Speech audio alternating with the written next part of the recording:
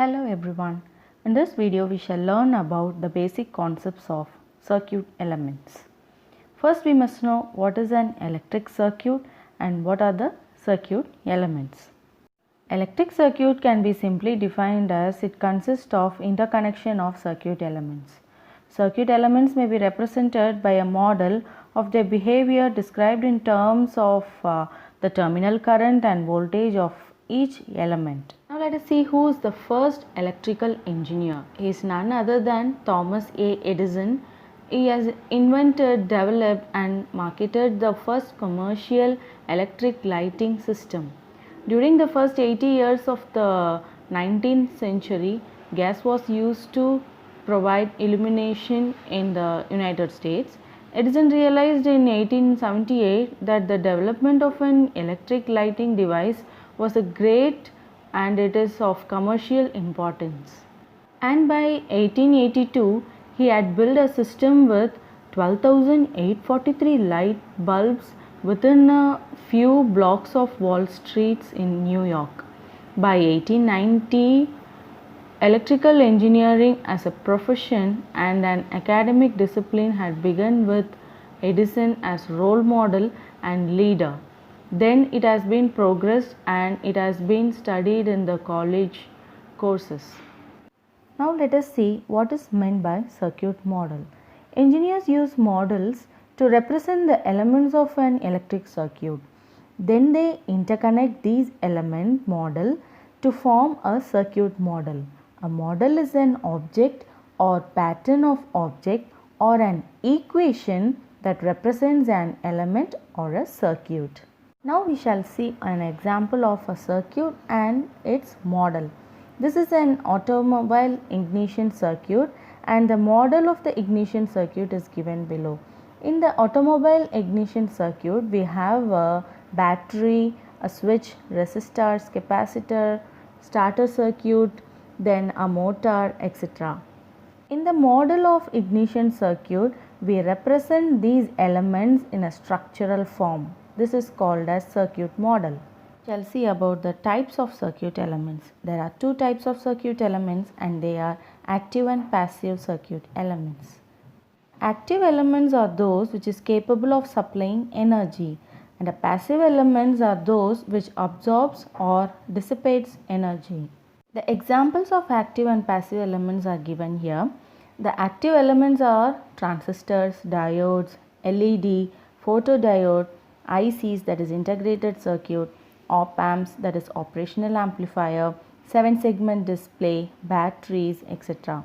The passive elements are those which are resistors, capacitors, inductors, light emitting diodes, LDR, switches, variable resistors, transformers, etc. The passive elements are those which dissipates or absorbs energy and the active elements are those which supplies energy. We are going to learn about few examples of passive elements and few examples of active elements in detail. Let us see an example of passive element, that is resistor. Before looking on to resistor, we must know the definition of resistivity. The ability of a material to resist the flow of charge is called resistivity and it is represented as rho. The unit for resistivity is ohm centimeter or it can be also calculated as ohm meter. Materials that are good conductors of electric current have low values of resistivity. For example, if we take copper, it is a good conductor and the resistivity of copper is in 1.72 into 10 power minus 6.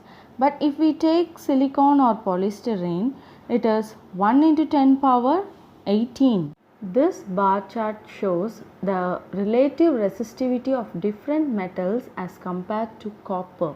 This phenomenon of resistivity, we can obtain various values of resistors and this resistor will show resistance in the circuit. The resistance is the physical property of an element or a device that stops the flow of current. It is represented by the symbol R and it is measured in ohms. The unit for electric resistance is given as ohm because of the George Simon Ohm who developed the Ohm's law. The Ohm's law relates the voltage and current in a resistive circuit element, that is, in a resistor.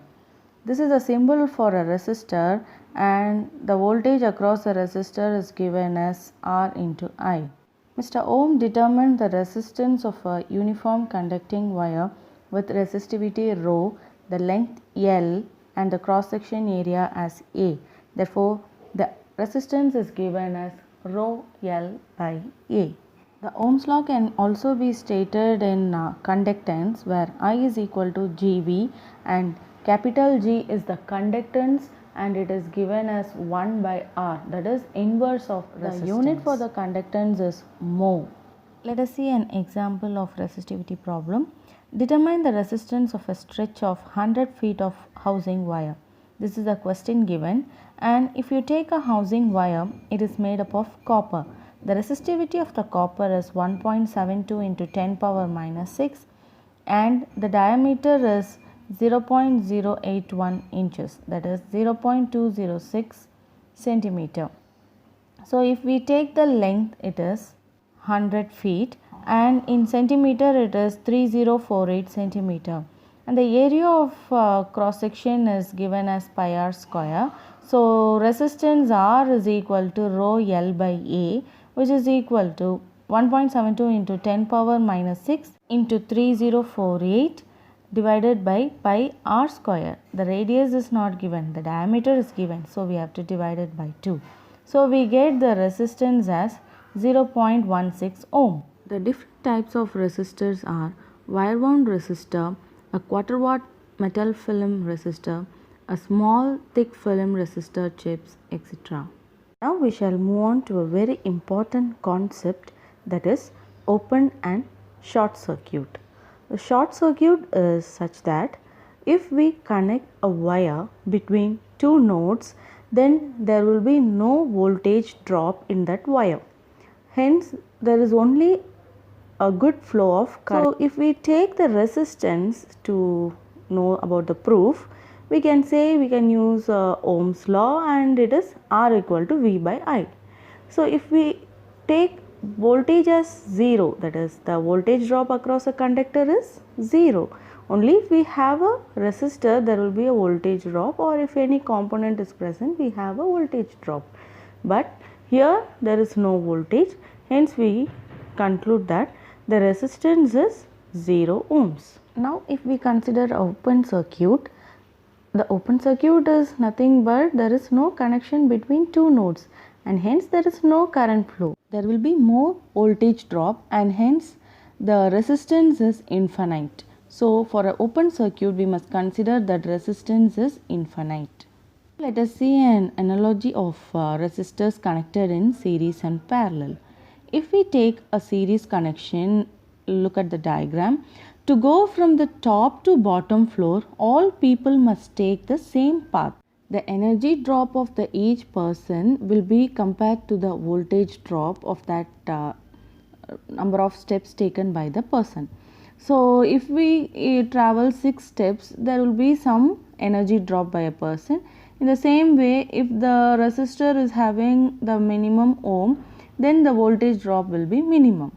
So we can consider that the sum of the voltage drop is equal to the amount of voltage delivered by the battery. So here if you take another analogy, the double waterfall is like a pair of resistor in series, because there is only one route for the water to take. The longer the falls, the greater the resistance. Now let us take the parallel connection. If suppose there are 2 staircases to get from the top floor all the way to the bottom, by definition the staircases are in parallel. People will lose the same amount of energy taking either one, and that energy is equal to the energy that is acquired from the elevator. So the voltage drop across each resistor is equal to that of the battery. Since there are 2 paths, the sum of the current in each resistor is equal to current through the battery. The wider the staircase, the more the people it can accommodate. So if the wider the staircase corresponds to resistor with low resistance. Now if we consider the double waterfall is like a pair of resistor in parallel, because there are two routes for the water to take. The wider the fall, the greater the flow of water, the lower the resistance. Let's see the next passive element, that is capacitor. The capacitor is connected along with a resistor and we have a circuit here. As soon as the switch S is closed, a clockwise current will flow and there will be a positive charge depositing on the right hand side plate, leaving the left hand side plate negative. So the current starts out as V by R, but it decays to 0 with time, because as the charge on the capacitor grows, the voltage drop across it also grows. So as the capacitor voltage is completely done, the current ceases and there will be a voltage drop in the capacitor. So there will be charging and discharging of the capacitor depending on the voltage. Now let us see the series and parallel combination of the capacitor. The capacitor in series is such that the voltage drop can be different. They sum to form the voltage. And whereas in the parallel connection, each capacitor can be different and they give the sum to get the charge total. So the voltage drop are all the same and equals to V. So we can easily predict the capacitor in series and parallel is such that the capacitor in series will be 1 by C equivalent, which is equal to sum of all the capacitances, and for the parallel capacitance we must add all the capacitors, and the formula is C equivalent is equal to sum of all the capacitances. So to remember the resistance and capacitance series parallel formula, we have a statement like resistors in series are really simple. Parallel capacitors are the piece of cake, which means we have to add all the capacitances which are in parallel. This is a very simple formula we must use to solve all the problems. Now let us see about one more passive element, which is an inductor.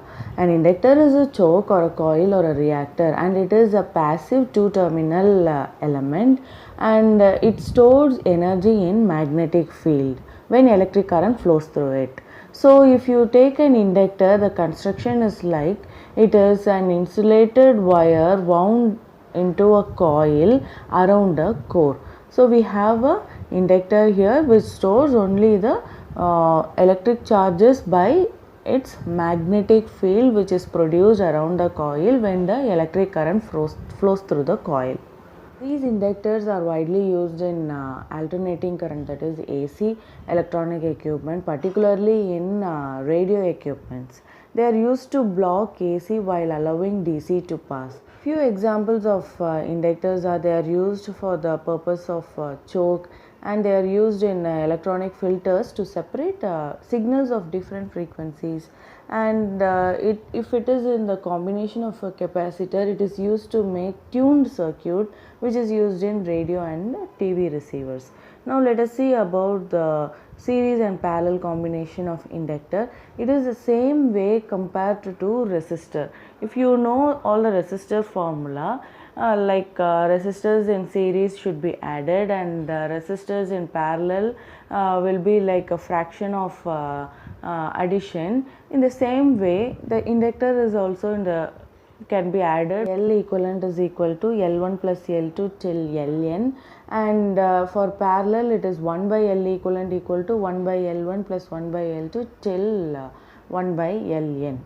So n is nothing but the number of inductors, and if you have the values which are same in series, which means all the inductors connected in a series are of same value, then if you substitute like L1 equal to L2 equal to L3 till Ln are the same, which is equal to L, you will get L equivalent is equal to NL. Okay, so you can, if you have a problem like you have all the inductors of same value, you can just directly write it as the number, you just count the number of inductors present in the circuit.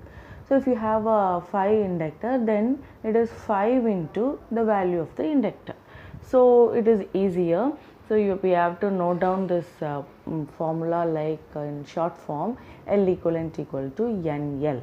The same way for parallel inductor it is L by N. L equivalent is equal to L by N. So if you have the inductors are of same value, just note down the count of the inductor and the value of the inductor. So if the value is 15 and the number of inductor present in parallel are 5, then 15 by 5, which is equal to 3 Henry. So we can calculate in such a way. Now we shall move on to the active elements. That is, first one we are going to see about independent sources. A source is a voltage or current generated capable of supplying energy to a circuit. An independent source is a voltage or current generated not dependent on other circuit variables. We take an idle current source. The current does not depend on any other voltage because of the circuit. The voltage is commonly determined by the rest of the circuit and the current is given by the specific function. If we take an idle voltage source, then the voltage is given by the specified function and the current is determined by the rest of the circuit. So if we take a realistic voltage source, normally we use Ohm's law to find out the current in the circuit, that is I is equal to V by R. So the voltage is given by the source, but it depends on the resistance if we compare to the current. So I is equal to V by R, so the voltage is the value of the voltage source and the resistance is depending on the rest of the circuit. And so we can say that as resistance decreases, the current will increase. One extreme is to replace the resistor by a short circuit. Theoretically, this will draw infinite current. So in a realistic battery can only supply a finite current. To resolve this problem, the voltage across the battery, that is the drop, is below 9 volt. So the current is calculated as 9 milliamps. So from this graph we can depict that the battery's voltage drops if the current drawn by the rest of the circuit exceeds some upper limit. That is, the battery's voltage is 9 volt, but if the current exceeds, then there will be drop in the voltage in the battery. So now let's measure the current and voltage in a circuit. Measure this current and the voltage in the circuit. Let us see an example, and we use voltmeter and ammeter to determine these parameters. Here in the question they have asked to find the power absorbed by the resistor is equal to power supplied by the source. We have to prove that. So we use ammeter and voltmeter for this. To find out the current in the circuit, we need to break the circuit and we need to insert the ammeter on the terminals. So the red shows the entering of the current and the black terminal shows the leaving of the current in an ammeter. So we can find out the value. If we need to find out the voltage across any element, we need to connect the voltmeter across that element. Okay, so we can find out what is the potential difference and what is the voltage drop in that particular element. So this is a practical example how we can find out the voltage and current using ammeter and voltmeter.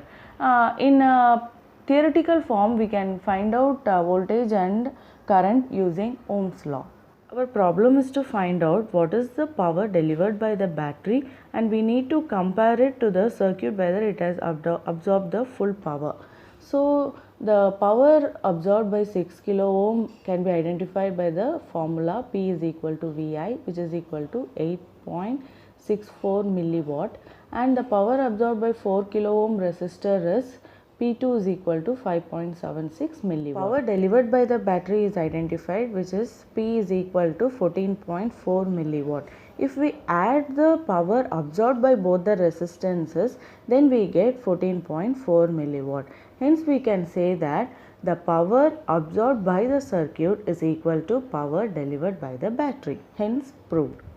Next we will move on to dependent sources. A dependent source is a voltage or a current generator that depends on another circuit variable, which is of current or voltage.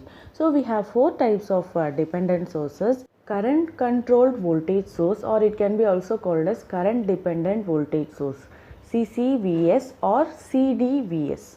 Okay, so next is voltage controlled voltage source, voltage controlled current source and current controlled current source.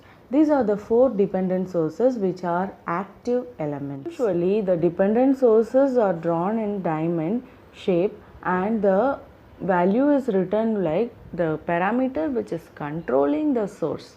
Okay, so if it is voltage controlled voltage source, the voltage is controlling the source. Which source? The voltage source. So the voltage should be written in both the sides, left hand side and the right hand side. If there is a current controlled current source, both the sides should be written in terms of current. If it is a voltage controlled current source, the voltage should be written in the right hand side and the current should be written in the left hand side, because the left determines the source. Okay, so if it is a current controlled voltage source, the current should be written in the right hand side and the voltage should be written in the left hand side. And we must also note that the polarities, that is, if you are writing for a voltage, it is plus and minus, and if it is a current, you must denote it with an arrow inside the diamond, that is the symbol. Hope you have understood all the concept of active and passive element. We shall meet in the next video. Thank you.